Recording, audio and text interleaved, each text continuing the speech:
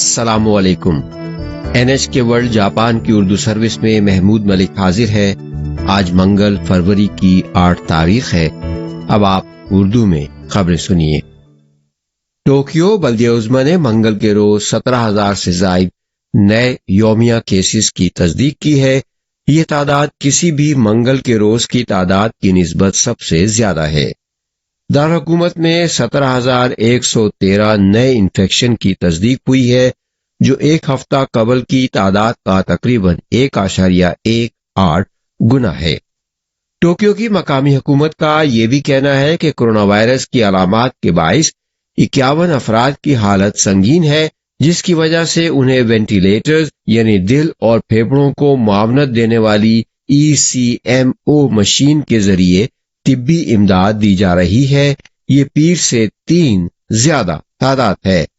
12 اکتوبر کے بعد اور انفیکشن کی چھٹی لہر کے دوران ٹوکیو میں سنگین حالت والے مریضوں کی تعداد پہلی بار 50 سے تجاوز کر گئی ہے۔ منگل کے روز دیگر پریفیکچروں میں انفیکشن کے نئے کیسز کی تعداد کچھ یوں رہی۔ اوساکا میں 11,409 اور کاناگاوا میں 8,810 کیسز کی تصدیق کی گئی۔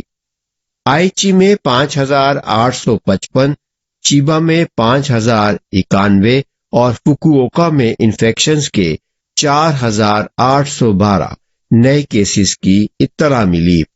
ہوکائیدو میں 2,879 انفیکشن، کیوتو میں 2,140 اور شیزووکا میں 2,068 نئے کیسز کی تصدیق ہوئی ہے۔ ٹوکیو میں کووڈ-19 کے معمر مریضوں کی تعداد میں کہیں زیادہ رفتار سے اضافہ ہو رہا ہے، جس کی ماضی میں کوئی مثال نہیں ملتی ہے۔ پیر تک ایک ہفتے کے دوران 65 سال یا زائد العمر مریضوں کی شرح 8.5% یا دارالحکومت میں تصدیق شدہ 1,27,357 کیسز میں سے 10,824 رہی۔ اس 7 روزہ عرصے میں انفیکشن سے متاثرہ معمر افراد کی تعداد جاپان میں وائرس کی 5ویں لہر کے دوران اگست کے پورے مہینے کی نسبت 2.1 گنا زیادہ رہی۔ یہ تعداد ایک ہفتہ قبل کے مقابلے میں 1.4 گنا اور 2 ہفتے قبل کی تعداد کا 3 گنا ہے۔ ہسپتال داخل ہونے والے مریضوں کی تعداد میں بھی اضافہ ہو رہا ہے۔ ٹوکیو بلدیہ عظمیٰ نے کہا ہے کہ بدھ کے روز تک کے اعداد و شمار کے مطابق ہسپتال میں داخل ہونے والے مریضوں کی نصف کے قریب تعداد کی عمر 70 سال یا زیادہ رہی ہے۔ فرانس کے صدارتی دفتر کے مطابق روس نے بیلاروس میں آئندہ ہونے والی مشترکہ فوجی مشق کے بعد وہاں سے فوجی واپس بلانے کی تصدیق کر دی ہے۔ صدارتی دفتر کے مطابق روسی صدر ولادیمیر پوٹن نے فرانسیسی صدر ایمانوئل میخواں کے ساتھ پیر کے روز ہونے والی بات چیت میں فوجیوں کی واپسی پر اتفاق کیا ہے۔ روس اور بیلاروس کے درمیان ہونے والی مشترکہ فوجی مشق منصوبے کے مطابق جمعرات کے روز شروع ہوگی۔ مغربی ملکوں نے اس منصوبہ شدہ مشق پر نکتہ چینی کی ہے۔ انہوں نے کہا ہے کہ اس مشق سے روس اور بیلاروس کی سرحدوں کے ساتھ واقع یوکرین پر روس کی ممکنہ چڑھائی کے خدشات میں اضافہ ہو سکتا ہے۔ روس نے یوکرین کے ساتھ سرحد پر بڑی تعداد میں فوج جمع کر رکھی ہے۔ اطلاعات کے مطابق جناب میخواں اور جناب پوٹن نے یوکرین کے معاملے پر کشیدگی کم کرنے کی کوشش میں فوجی کارروائی سے اجتناب کرنے پر بھی اتفاق کیا ہے۔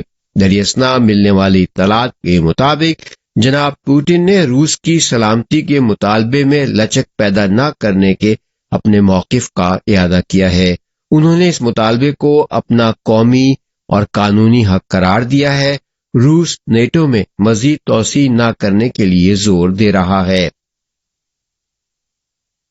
حکومت جاپان نے کابینہ سے ایک مسودہ قانون کی منظوری حاصل کر لی ہے، جس کی بدولت جاپان کی سیلف ڈیفنس فورسز SDF کے لیے ہنگامی حالات میں بیرون ملک غیر ملکی شہریوں کا انخلاء کرنا مزید آسان ہو جائے گا۔ SDF کے موجودہ قانون کے تحت ہوائی جہاز کے ذریعے بنیادی طور پر جاپانی شہریوں کا انخلا کیا جا سکتا ہے۔ اس قانون کے تحت ہنگامی حالت میں بیرون ملک کسی جاپانی شہری کے انخلا کے بغیر صرف غیر ملکیوں کے ہوائی جہاز کے ذریعے انخلا کی اجازت نہیں دی گئی تھی۔ ایس ڈی ایف کے ہوائی جہازوں نے گزشتہ سال اگست میں طالبان کے اقتدار پر قبضے کے بعد ایک جاپانی شہری اور 14 افغان شہریوں کا افغانستان سے انخلا کیا تھا، لیکن اس قانون کی وجہ سے جاپان کے سفارت خانے سمیت جاپانی تنظیموں میں کام کرنے والے غیر ملکی عملے کے کئی افراد کا انخلا نہیں کیا جا سکا تھا۔ منگل کے روز منظور کیے گئے اس مسودہ قانون میں وضاحت کی جائے گی کہ کسی جاپانی شہری کے ہوائی جہاز کے ذریعے انخلا کی ضرورت نہ پڑنے پر بھی جاپان کے سفارت خانوں اور حکومت سے منسلک اداروں کے غیر ملکی عملے کے انخلا کے لیے پروازوں کو روانہ کیا جا سکے گا۔ موجودہ قانون کے تحت آپریشن بحفاظت انجام دیے جا سکنے کی صورت ہی میں ایس ڈی ایف کے طیاروں کو روانہ کرنے کی اجازت ہے، لیکن اس مسودہ قانون کے تحت اس میں ترمیم کرتے ہوئے متوقع خطرات سے بچنے کے لیے اقدامات کرنا ممکن ہونے کی صورت میں بھی ایس ڈی ایف کے طیارے روانہ کرنے کی اجازت دے دی جائے گی۔ اس مسودہ قانون میں انخلا کی پروازوں کے لیے اصولی طور پر حکومت کا طیارہ استعمال کرنے کی شک کو حذف کر دیا جائے گا۔ اس تبدیلی سے ایس ڈی ایف کے ٹرانسپورٹ طیاروں کو فوری طور پر روانہ کرنا زیادہ آسان ہو جائے گا۔ حکومت پارلیمان کے موجودہ اجلاس میں اس مسودہ قانون کو منظور کرانے کا ارادہ رکھتی ہے۔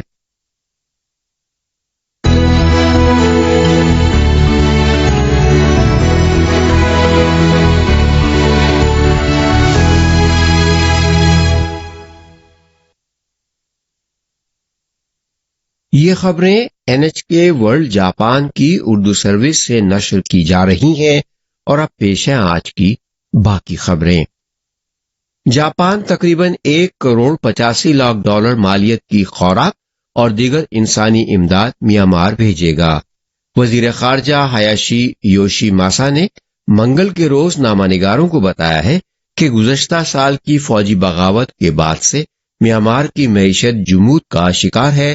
ان کا کہنا ہے کہ لوگ اپنے ذریعہ معاش کے لیے پہلے سے زیادہ جد و جہد کر رہے ہیں۔ جاپان بین الاقوامی تنظیموں کے ذریعے ہنگامی غذائی سامان بھجوانے کی منصوبہ بندی کر رہا ہے۔ خواتین اور بچوں کی زندگیاں بچانے میں مدد دینے اور نقل مکانی کرنے والوں اور پناہ گزینوں میں کورونا وائرس انفیکشن کی روک تھام کے لیے اقدامات کرنے کے لیے سرمایہ کی ضرورت ہے۔ وزیر خارجہ ہایاشی نے کہا ہے کہ میانمار میں انسانی صورتحال بگڑتی جا رہی ہے۔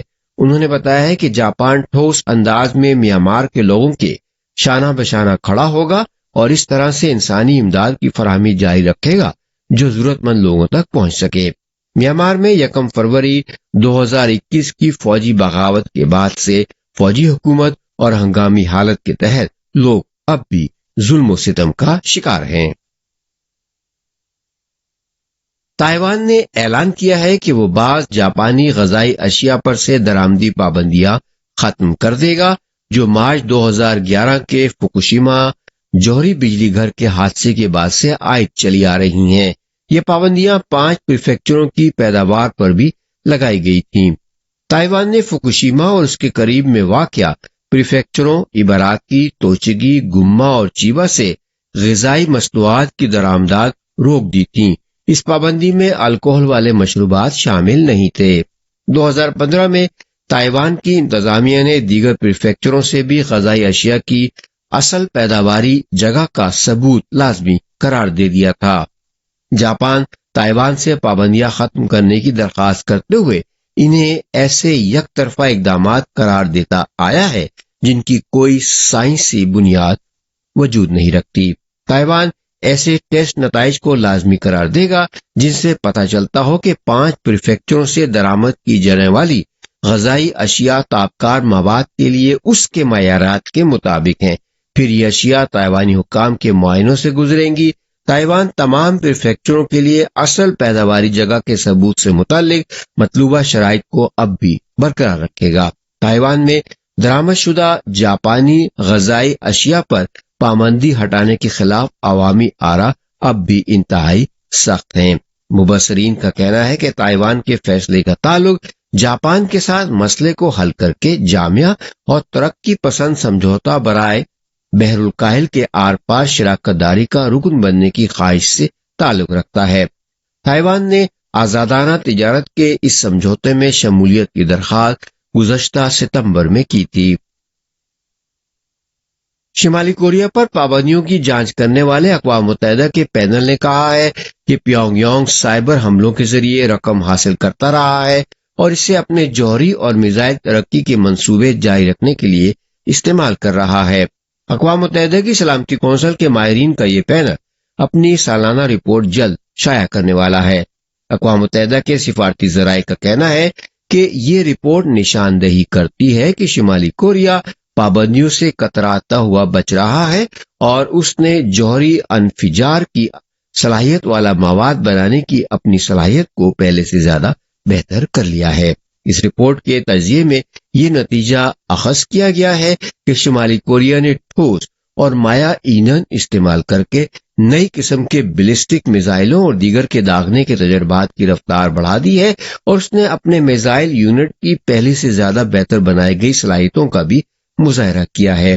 اس میں یہ نشاندہی بھی کی گئی ہے کہ شمالی کوریا نے 2020 اور وسط 2021 کے درمیان کم از کم 3 کرپٹو کرنسی مبادلات پر سائبر حملے کیے اور کم سے کم $5 کروڑ چرا لیے۔ اقوام متحدہ کی سلامتی کونسل نے شمالی کوریا کی جانب سے میزائل داغے جانے پر بات چیت کے لیے متعدد بار ہنگامی اجلاس بھی منعقد کیے ہیں، لیکن وہ متحدہ کارروائی نہیں کر سکی ہے کیونکہ امریکہ کی جانب سے سخت تر پابندیوں کے مطالبات کی چین اور روس کی طرف سے مخالفت کی جاتی رہی ہے اور ان کا دعویٰ ہے کہ پابندیوں سے شمالی کوریا میں انسانی صورتحال بدتر ہو جائے گی۔ جنوبی ایشیا میں لوگ نامور بالی ووڈ گلوکارہ لتا منگیشکر کے انتقال پر سوگ منا رہے ہیں۔ بھارت کی سروں کی ملکہ کے طور پر مشہور لتا منگیشکر نے اپنے گیتوں سے بیشتر بلکہ لاکھوں لوگوں کو شیدائی بنایا۔ وہ گزشتہ ماہ کووڈ-19 سے متاثر ہونے کے بعد کئی اعضاء مفلوج ہو جانے کے باعث اتوار کے روز انتقال کر گئیں۔ ان کی عمر 92 سال تھی۔ بھارتی وزیر اعظم نریندر مودی نے اتوار کے روز ان کی سرکاری آخری رسومات میں شرکت کی اور گلوکارہ کو خراج عقیدت پیش کرنے میں ملک کی قیادت کی۔ حکومت نے پیر تک کے 2 روز کے لیے قومی سوگ کا اعلان کیا۔ پاکستانی وزیر اعظم عمران خان نے ٹویٹر پر لکھا ہے کہ برصغیر ان حقیقی عظیم گلوکاروں میں سے ایک سے محروم ہو گیا ہے جنہیں دنیا میں خوب جانا گیا تھا۔ لتا منگیشکر نے بالی ووڈ کی فلموں میں 25,000 سے زائد گانے گائے۔